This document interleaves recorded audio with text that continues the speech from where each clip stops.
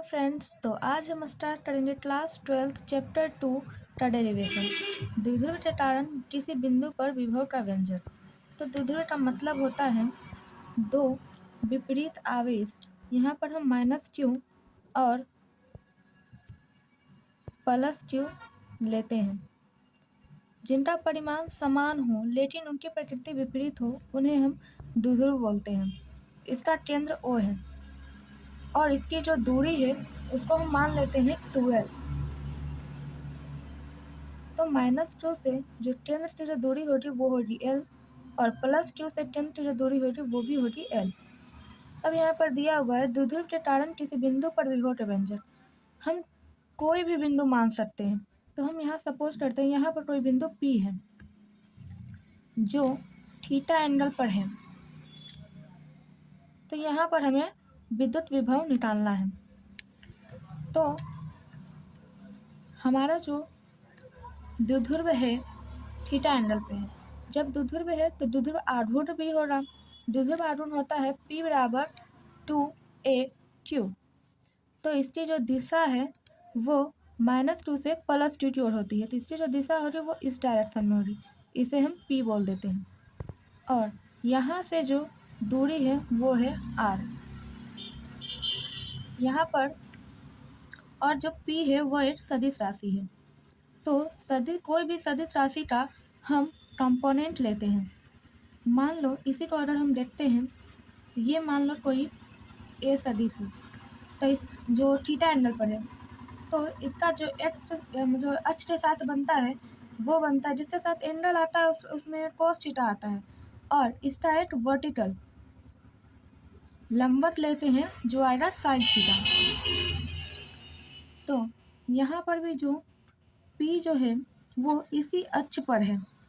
ये जो लाइन है P पॉइंट का वो एक्स अक्ष के लंबवत मतलब उसी अक्ष में है।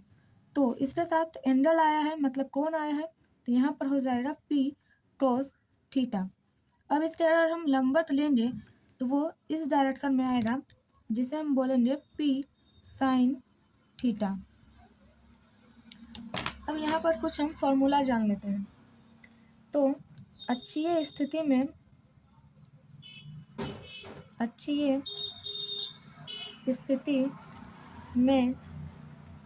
विभव का जो व्यंजक होता है, विभव का व्यंजक वो होता है V बराबर 1/4 पाई एप्सिलॉन नोट P/r²। और निरक्षीय स्थिति में होता है, निरक्षीय स्थिति में विभव का व्यंजक वो होता है 0। तो यहाँ पर P पे निकालना है, P cos थीटा का कारण और P sin थीटा का कारण। जो निकल के आएगा उसको हम जोड़ देंगे तो हमारा बिंदु P पर कुल परिणामी विभव निकल के आ जाएगा। तो यहाँ पर हम लिखेंगे P cos थीटा के कारण बिंदु P पर अक्षीय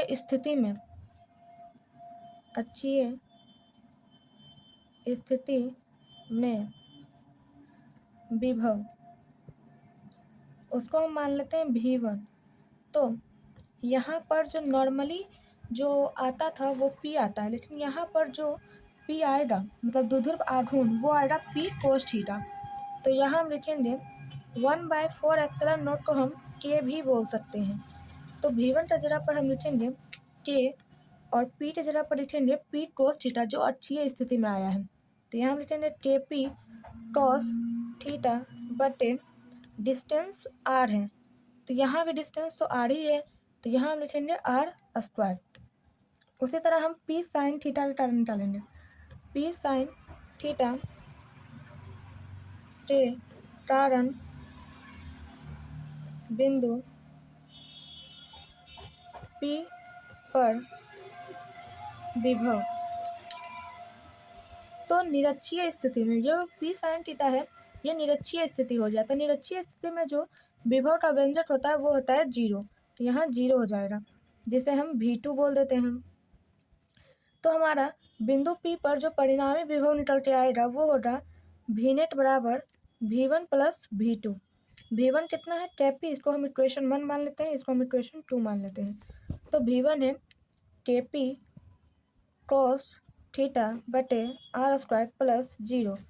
तो वी नेट का जो फॉर्मूला आ गया वो आ गया Kp cos थीटा बटे r²। यही हमारा किसी बिंदु पर विभव का व्यंजक निकल के आ गया।